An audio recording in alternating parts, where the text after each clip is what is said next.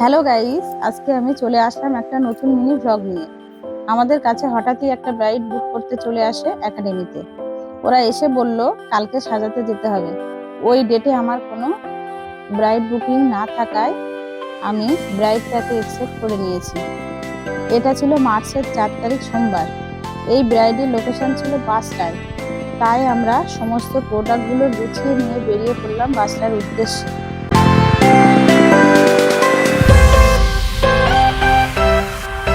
দেন আমরা ঘাটে পৌঁছে গেলাম। তারপর পৌঁছে গেলাম ব্রাইডের বাড়িতে। তখন গিয়ে দেখি ব্রাইড রেডি হয়নি। আমি জানি তোমাদের সকল মেকআপ আর্টিস্টদের এরকম সমস্যার মুখে পড়তে হয়। তারপর 1 ঘন্টা বসে থাকার পর প্রোডাক্টগুলি বের করে সাজিয়ে নিলাম। দেন ব্রাইড আসলো।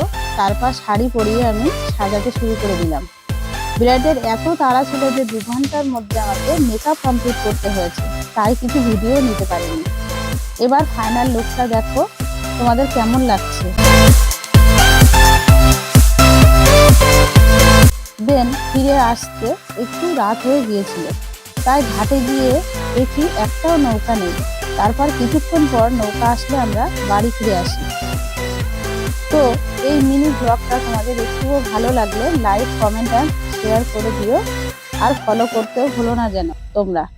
Bye bye.